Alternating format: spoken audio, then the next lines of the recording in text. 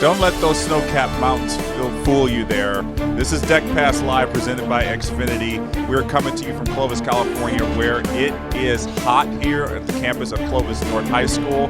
But we don't care because we have been watching some really exciting races, and the talk of the beat so far has been Luca Orlando and his amazing swims, highlighted by last night's 200 butterfly. And here's how Jason Knapp and Rowdy Gaines called that one. He was 4 seconds faster than the prelims, where he went 2 minutes right there. And all of a sudden, everyone around me is starting to stand up. 1:23.9 right there. That split was 29 flat. He comes home and close to that. He's got the age group record and maybe even faster. The fastest time in the world this year is 1:53.1. Luca Orlando from Sacramento, California, continuing to charge here in the Golden State. Will it be a golden time here in 2019? The 17-year-old with nobody near him to the wall. Yes, he did it! Holy smokes! Oh, my goodness! Great swim for the 17-year-old as he has another impressive showing here in Clovis. Wow. What an amazing swim he had. I'm so impressed by that. Hi, everybody. I am Jeff Cummings, joined by Olympic gold medalist Caitlin Sandino. And, yeah, the talk of the meet has been this kid, Luca Orlando, and what his future holds. And I think we can't avoid it anymore. We've got to make comparisons to Michael Phelps, because last night he broke Michael Phelps' national age group record. What I think is so interesting about that, he broke the 17 and 18-year-old record. Michael broke that record when he's closer on the 18 side. Right. Luca just turned 17 in March. Oh my goodness. So this is a brand new 17-year-old. Lots of time to come, and has more in the tank, obviously. Obviously, because he's going to be at Junior Worlds, presumably, and he has the opportunity to put up a time that might end 2019 as the fastest American, and really put himself in the conversation to be on the team in Tokyo next year in 2020. To give everybody kind of a perspective, when Phelps went the 53.9, that was in 03 at the World Championships in Barcelona. Right, to win gold. That was the national age group record and also the world record at that time. So this is, that comparison where he's getting this. I mean, look at these top times. He is in some pretty competitive, impressive names of the past. Yeah, Michael Phelps, Tyler Clary, Gil Stovall, Davis Tarr. You look at those years next to that, 09, 08, those were during the rubber suit era. So that in itself. This is very impressive that Luca Orlando can squeeze himself into that. And I think he's got to feel very good about that. And that's impressive company. Yes. I mean, all of those guys went to the Olympics. And when we were watching his race, we briefly touched on it yesterday. I mean, a 200 butterfly is a hard race, and he made it look easy. And I have to think that he's in the middle of extremely hard training right now. He's not rested. A 2-fly in the middle of the season, high hips, long stroke, and we saw that underwater video, that amazing catch. I mean, his stroke it's beautiful. It really is. I'm really just jealous that at 17 years old he was able to just drop time whenever he wanted, because I always ached for that when I was 17. But he wasn't the only standout teenager last night either. No, Isabel Staden in that 100 backstroke, 16 years old, going under a minute. Right, amazing under a minute. feat. It's a huge barrier to break. Only 5 other women have done that before they got to the age of 16. And then again, she's in impressive company with that. And then not happening last night here in Clovis, but at the Councilman, Councilman Classic in Indianapolis, yeah. Reagan Smith, she took down her own record, junior world record in the 100 backstroke as well. So we have these teenagers that are just putting on a show right now. Yeah, and we always have that. There's always, usually right before the Olympic year, there's always a couple of teenagers that kind of make themselves known. But I usually can count it on one hand. I think we got to get to 2 hands to count how many teenagers we might be having on the Olympic team next year. And remember in 2012, 2016, the needle kind of skewed towards the older crowd. I think we might be skewing back to a younger group at the Olympics this year, which is exciting to see because the longevity in the sport is really increasing. So we might be seeing some of these guys like Luca, like Reagan, like Isabel for many, many years. So, we'll still, I still want to keep people like Matt Grievers on. Oh, yeah. We definitely don't want people still had our veterans that were dominating last night too. Always great to see Matt to put up these great times. And he's so iconic for the sport. And as everybody, the gentle giant, just so kind and just, somebody that all these younger athletes really, truly do look up to as well. So we're just in great company right now. Yeah.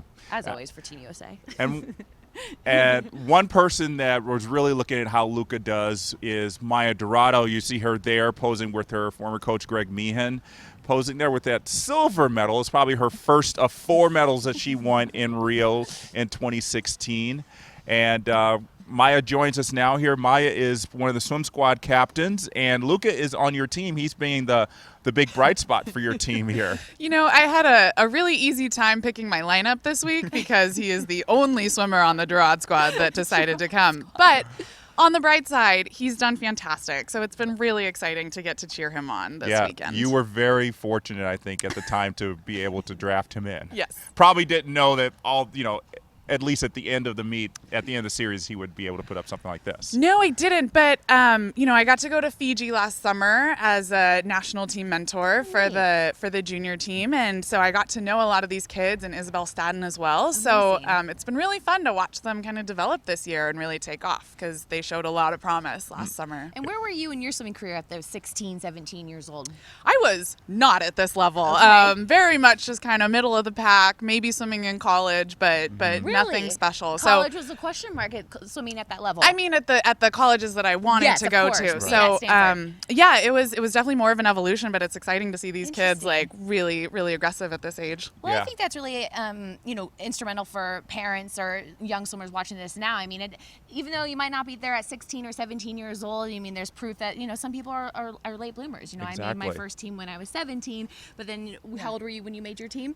21. Yeah, you know what I mean? It's just like the evolution and just never give up. You just never know. We've seen swimmers going best times at 30 years old, and it's just an inspiration in our sport. I think that's so cool. It does age doesn't have any boundaries on us. It does not, definitely not. So you're here in Clovis, not just to be on our show, which we're very thankful you're here. You're actually doing a swim clinic with the kids that are going to be here. Yeah. So talk about some of the things you're going to be knowledge you're going to be conveying to them. Yeah, I love doing these clinics. Good. It's so much less about, the specific technique tips that we'll give them. Honestly, it's mostly just reiterating what their coaches tell them every day. And coaches are like, thank you. I've told them that a million times. But sometimes it just takes another person saying that. An Olympian. That helps. But we'll just be, reinforcing the basics, just having really good fundamentals, and most importantly, enjoying it exactly as you're talking about. It's a process. It's a journey. Give yourself time to develop. I think you have really different stories in myself and Elizabeth Beisel, who will be doing it with me, where, she was on her first team at 13. And so you have these different paths and everything's fine. And, just helping these kids enjoy the sport, get better, and learn how to be coachable. How does your perspective on the sport and what you talk about in these clinics, how does that change now that you're not in it day to day? Yeah, it's shifted so much from the technique side of things, right? Like when I was in the water, I'd be thinking like, you got to get your elbow up. That's the most important thing. And now it's like, you know what? If that happens, great. If not, we're going to be okay. It's really fun. Yeah, and it's so much more about learning how to get over adversity, enjoy what you're doing, learn how to set your definition of success by, your ability. And so that's what I really enjoy imparting to these kids. So when you are, obviously we talk with a lot of swimmers about Olympic experience, World Championship experience, when they're actually in the pool, they say, oh yeah, we think about it every day, we want to do the next thing. You're almost 3 years removed from Rio. Yeah. How often does that just kind of go into your mind like, that happened? Not too often. And when I do think about it, it's so much more of the memories of the behind the scenes and the team area. And, those are the moments that really stick in my mind. And I was at some clinic where one of the trivia questions was like, what was her bronze medal winning time in the 200 IM? And I was like, I don't know that. I don't remember what my times were, but it's so much more about the experience. Exactly. I think that's what Caitlin and I can agree with. I mean, we probably don't remember any times we did, but we can, if we get together with some of our former teammates, we can be like, oh, do you remember that time we were sitting in our hotel room just waiting between sessions, and we had that so much fun watching that TV show. It's just those memories that you'll remember forever. Yeah. Speaking of teammates, you have some pretty impressive Stanford pride, right? Well, you have an amazing year that the ladies just put forth. Oh my how proud does that make you? I love it. It's it's amazing to watch them and what they've accomplished over the last 3 years. But really, it's been since, 2012, since Greg and Tracy came on board, and watching that program get back to where it should be. Right. And, I'm just so proud with what they've done and how they've done it. Right. Wish we could have gotten the ring, but we'll say that we set the stage for them, and now we get to watch them reap those benefits. So it's a huge point of pride that we get to do. I would imagine so. So something maybe does have a sense of pride for you. It's swim squad. Yeah. I guess From highs to lows, we're gonna look at Maya. these standings. Congratulations. Yeah, congratulations. Yep. You are the only person who knows where they're gonna finish up after tonight's session. 4th place. Yes. Bisel and Connor, I mean, if there's a shot, they could overtake. There's a Mathematically, if Camille's squad does not win anything, then that Connor or Elizabeth could do it. And Caitlin was talking about how different it was when she was swim squad captain, how there's so much trash talking. You guys don't do that, really. You guys are always encouraging to each other. I mean, we're such good friends. So honestly, that's been a small silver lining of this whole thing, is just getting to check in with them. And we do a little bit of trash talking behind the scenes, but it's been really fun. And I was complaining last night to some of my friends, and I was like, this isn't a real problem at all. But I'm a little competitive. Exactly. You're like, why do I care so much about this? But no, it's just a good excuse to come back and see be the a folks. part of the sport still. Yeah. And that definitely having an icon like you representing and carrying on the tradition of the swim squads, it's been fun to watch. Yeah, and if you had been able to win that $10,000 bonus, what would your charity be? Would have gone to the USO and all the work that they do for troops both here and overseas. Had a great experience in 2016 on a USO tour, and just wanted to be able to give back. But unfortunately, But you're spreading the won't word come about through this. it, Yes, right? You go can- check it out. Yeah, please go definitely. check it out, because it is fun. I've heard a lot of athletes who have done that, and actually do it in that post-Olympic time, Yeah. and they just have so much I fun love being able. following you doing that. It was amazing. And obviously the troops that you go and visit, some of them actually watched you, and so it makes it even more exciting for them to be like, yeah, I saw your TV, now you're here, and Yeah. that must have been really cool. Yeah. That's really cool. Well, the kids are going to love you today. Yeah, have fun. That's gonna be Cool really off fun. I'm excited to get in the water. Yeah, Do yeah, you swim we're very all much doing in it. general? I've only been getting back into shape for our Trans Tahoe Relay that Oh, happens that's a big once a deal year. around So here. I have to stay in enough shape to do 2 miles at altitude in the 60-degree water. 60 degrees. Yeah. Nope. Well, good luck. Yeah. Thanks so much for joining us today. Thank Mike. you. All right, so another swimmer we absolutely love, Natalie Coughlin. She, as you may remember, just put out a cookbook. She is doing very well with her wine. She's been doing so much with food. Let's take a look at what she's done with her Cal teammates. Yeah. Picture perfect.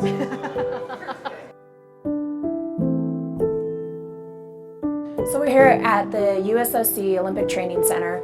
I'm here with the Cal men's swimming team, and I'm here because I was speaking with them earlier this year with nutrition. And so this is the first time that I get to get in the kitchen and show them how to make a few things. That's really where my talent lies. I'm a good home cook, and as a professional athlete, I spent a ton of time in the kitchen and learned how to fuel myself on the go. And so I was just hoping to impart some of that. Today, it's just all about making easy breakfast. A lot of them are, in school studying, and it's really important that they get a good, healthy breakfast before training. The guys have been doing a good job. They're surprisingly really good in the kitchen. I realized the importance of nutrition early on in my career, and just how much it helps not only for recovery, but just to fuel yourself throughout the day.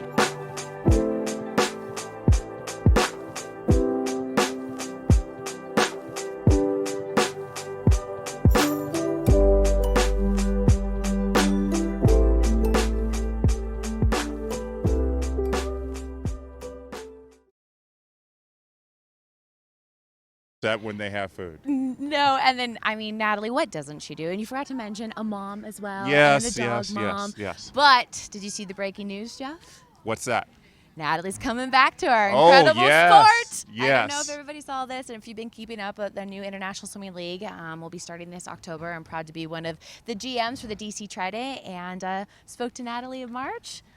was like, Natalie, I know you didn't retire. How about you come swim with me? And she's doing it, everybody. Natalie's going to be back in the water. I'm so thrilled. I mean, what doesn't she do? Like I said, I'm so excited to have this icon, this legend, this true role model and inspiration back in our sport. And it's been really neat to be able to reconnect on so many levels.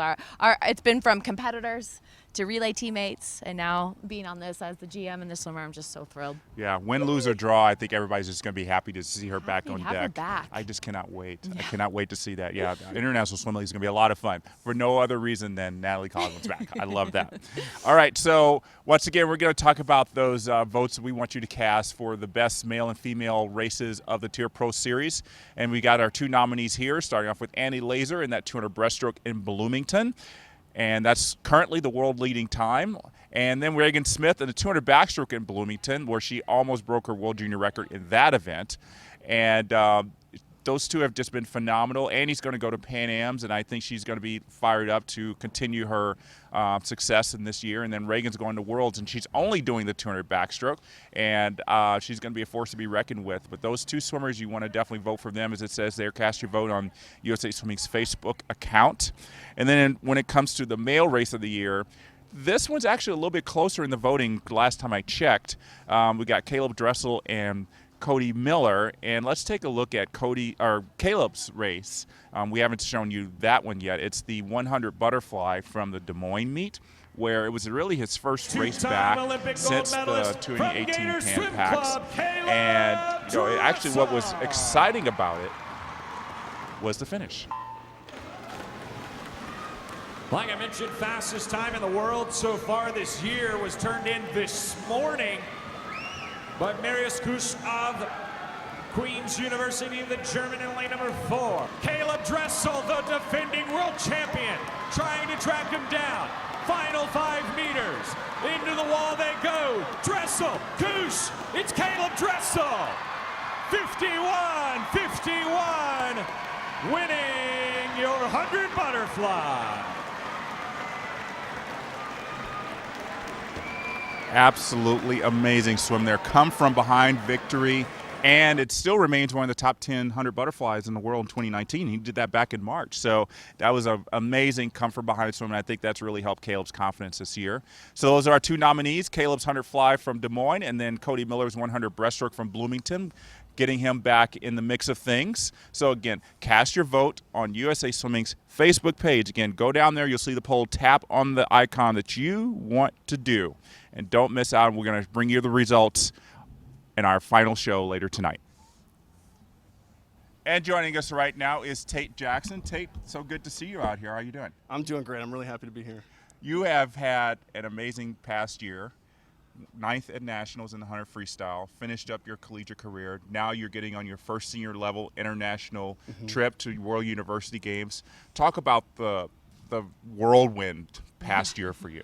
I mean, Nationals was crazy because, my team gives me a really hard time that I need to be better in prelims. Because I was off by 1/100th or whatever it was off A final. But I can't complain. I had a really good swim. Yeah, and, live and learn. Yeah, and I made the World University Games team. It'd be my first international meet. Back to Italy. Back to Italy. Quote unquote. Yeah, it's been crazy. It's a little emotional finishing off, collegiately and Right. saying goodbye to the team, but still being there with them is a little interesting.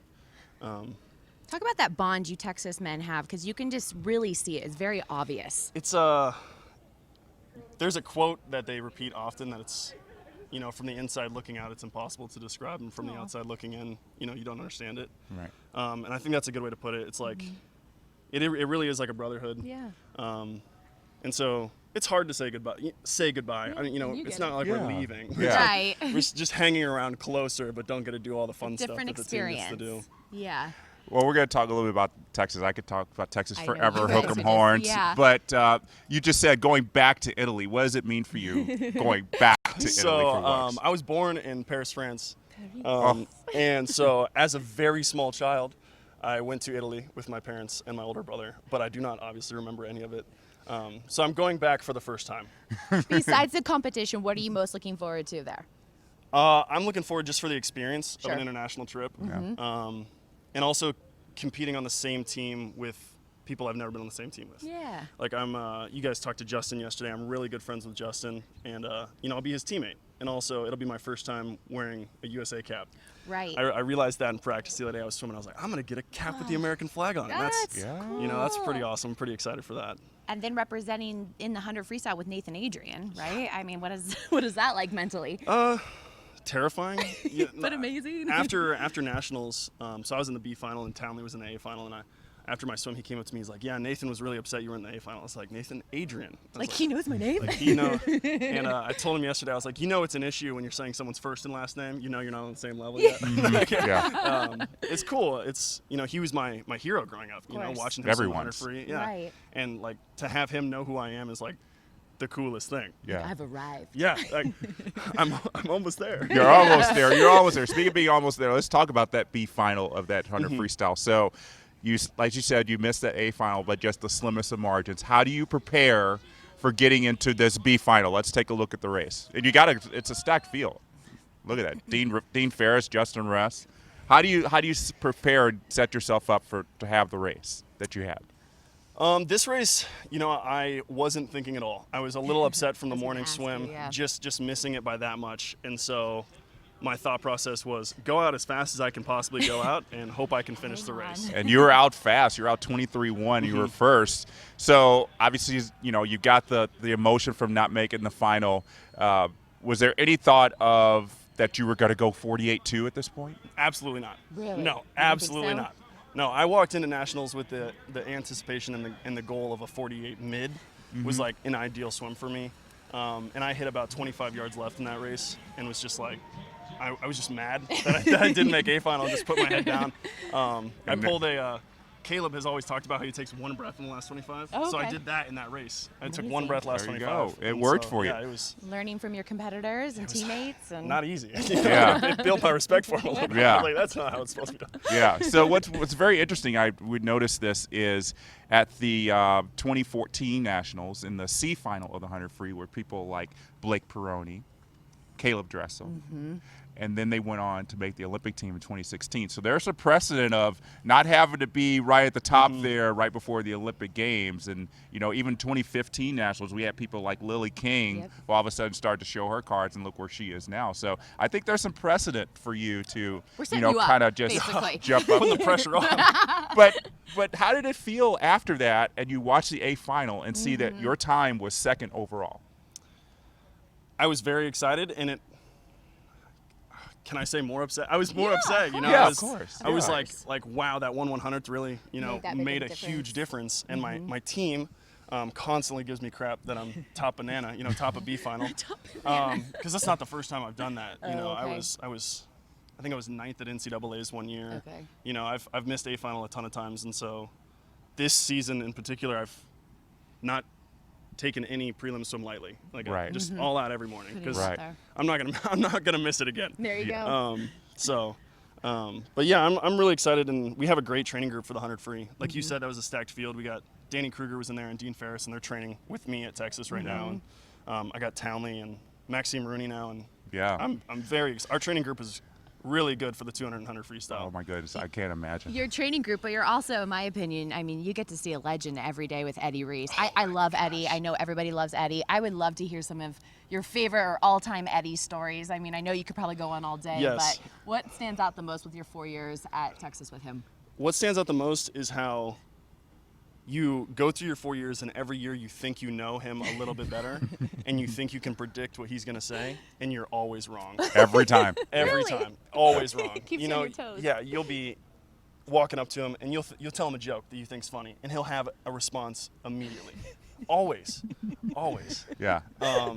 He's too quick for his age. He's so quick. He is. He's always on it. So yeah, I have a million Eddie Reese stories. I am racking my brain to think of my favorite one. Who does the best impersonation of him? The best impersonation I'm going to give to John Martins, who was my senior, a 200 butterflyer. He's a very, very good Eddie Reese impersonator. That is, it's hard to impersonate him. He's got that twang that's just a little bit hard to get into. And it's slow enough that you can never predict when the next word's coming. Yeah. Okay, so I know you guys do a lot of lot of hard training. But here's something that I did when I was at Texas. I'm wondering if you guys still do it. Do you still do the back dive off the 3-meter? Oh yeah. Oh my gosh. Yes, and if you want to see it, it is on my Instagram. Oh, check out his Instagram. I'm getting nightmares and chills thinking about it because that was the scariest part of the whole season. I could probably handle any set that Eddie gave us, but when it was time to do the back dive, 3-meter back dive. I So it what was is this, like a rite of passage? What is this? It's just something we if do you for go fun. there, Yeah. you need to do this. Just Yeah. for fun over Christmas break, just for fun. Yeah. Do the divers teach you, or is Nope, this well, like no. you learn on your own? The and divers teach you and give you terrible advice. They're Yeah. like bend your knees, jump hard. yeah, it's all wrong. They wrong want to see advice. us fail. Yeah, I have a good upper body entry, and then my lower body enters at 90 degrees. Oh, so we need So some just slam my improvement. legs. Yeah. Oh, you're better than me. I was flat on my stomach every time, 4 years in a row. Yeah. It's 4 years in a row. We still do that. It's That's good. lot I of really, fun. it's a good team building too, because everybody's down there and they're cheering for you. Even like me, it took me like 20 minutes to do my back dive, and so Right. they're all down there cheering for you, and you know they're, and part of it is, the longer it takes me, the less we have to do it. So practice. So they were like, take your time, we're okay. But it was, you get out and they're all high fiving me when I did it, so it feels good. It was always one of those nice things I remember.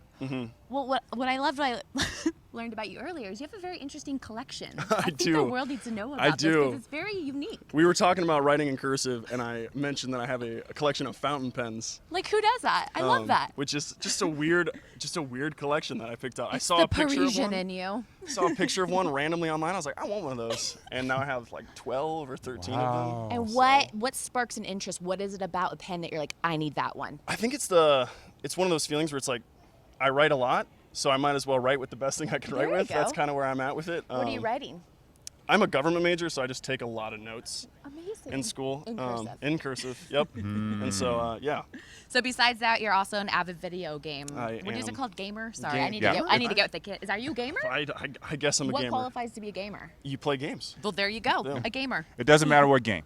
Doesn't matter what game. No, And yeah. your top competition you were mentioning is Is Justin Rest? Oh, Ninja. Ninja. No, he's I'm not my learning. competition. He doesn't know I exist. Oh, okay. No, Justin is my main competition. He's the reason I started. Was because Really? he was playing. Okay. And my first post on my Instagram story ever was come watch me play video games so I can beat Justin Rest. So you called him out. Oh yeah.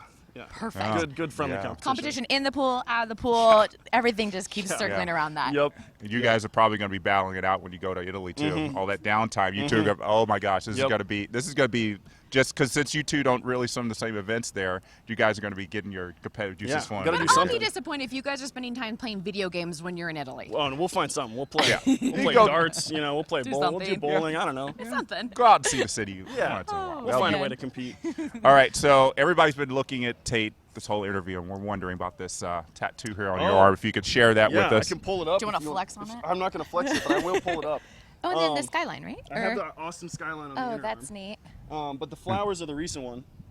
Should I? Yeah, Oh, yeah. Can't hear I'll me? hold that up for you while you talk and point. I can hold it. I can. Okay. The flowers are the recent one. Got it in April, and it's 2 flowers. It's the state flower of Iowa and then the state flower of Texas. Oh, cool. Just Nice. as like a little tribute to where I'm from. Amazing. That's very cool. Most people kind of have tattoos that mean something, and that seems like it would really hope so. will mean. Most people, some people are just like, it just look cool, but that actually That's part means of it. something. That's part of it. Yeah, that looks really cool. And of course, you got the longhorn on the side there, which Gotta do that, right? yeah. Well, Tradition. You didn't. I didn't. I Jeff's went not to a see. tattoo I guy. went to see somebody get their longhorn tattoos, and I said, "Nope, that's not for me. It's not happening." My tattoo artist went and got me Oreos and a Mountain Dew because I almost passed out on the table. That's a true story. Did you want me to tell that to everybody? Hey, that's fine. Hey, you know what? It's transparency If here. you're thinking about getting a tattoo on your ribs, it hurts quite a bit. Yeah. Think twice about it. Well, before we sign off, Father's Day tomorrow. A little shout out to your dad. Big shout out to my dad. Yeah. What was his impact like, and what was his role that he played through your swimming career? His impact on my swimming career has always been keep doing it if it makes you happy. Amazing. Love that. He didn't swim. Okay. Neither of my parents swam, and it was just something that me and my brothers kind of fell into. And so when we first started, he didn't know what was going on. Yeah. He didn't know anything Just about the supporting you, sport. He was taking you just, there. we looked like we were having fun. And, as we got older, he's tried to learn more and more about the sport. And he's on That's top great. of it now. He knows world rankings. Nice. He knows all that stuff, what I got to do to make a team. Right. He knows all the ins and outs. And he's really taken an interest in that. But, he's kept it very, on me. He's Good. kept it in my hands. He hasn't become overbearing. Amazing. And me and him, our bonding time is golfing. Okay. Which I'm not good. at golfing, But it's about the but we bond. do go out. Yeah. I'm probably gonna go golfing with my dad tomorrow. Amazing. For Father's Day. And will they be rooting you on in Italy?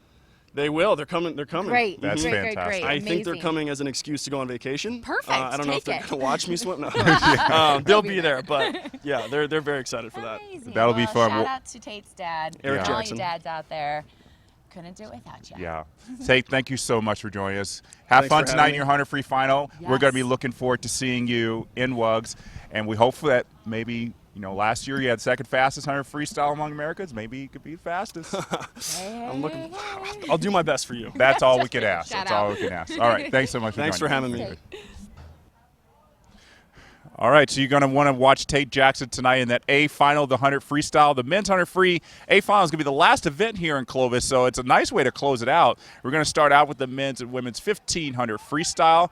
Then we got the 200 IM, the 200 backstroke, the 50 breaststroke, as I said, that 100 freestyle. We still got a lot of great racing coming up, including our big star of the meet, Luca Orlando, who's going to be, I believe, in that 200 IM. So definitely want to watch out for him. Again, this is pretty much the last racing opportunity in the United States before we got all of our stars going to World University Games. They're going to be going over to Naples. And then the people who are going to World Championships, they're going to be gathering, I believe it's in San Francisco. Okay. And then they're going to be flying to Singapore for a training camp, getting some time adjustment, unlike what they did last year with Pan Packs, getting some time to adjust to the time zone, and then they're going to fly up to Tokyo to get ready, or South Korea to get ready for World Championships. Fast time of the season. A lot of things are going to be happening, so this is the last time for you to see these big athletes in the pool racing before the summer championship season, so don't miss it. Again, you're going to want to go to usaswimming.org for all those A and B finals, and then we're going to be coming back to you on Deck Pass Live presented by Xfinity after all the C and D finals. We'll be here. And we got Elizabeth Beisel joining us. We'll see. Maybe she's going to overtake the Adams squad with her team's performances tonight. So we may be celebrating with Beisel, but any way it goes, we're going to be having fun with her. And we're going to wrap up not just the Clovis meet, but all the TYR Pro Swim Series. And remember, we're going to have the results of that voting for the male and female race of the year. So you definitely don't want to miss that. All right. So for Caitlin, this is Jeff Cummings. Thanks for watching. We'll see you tonight.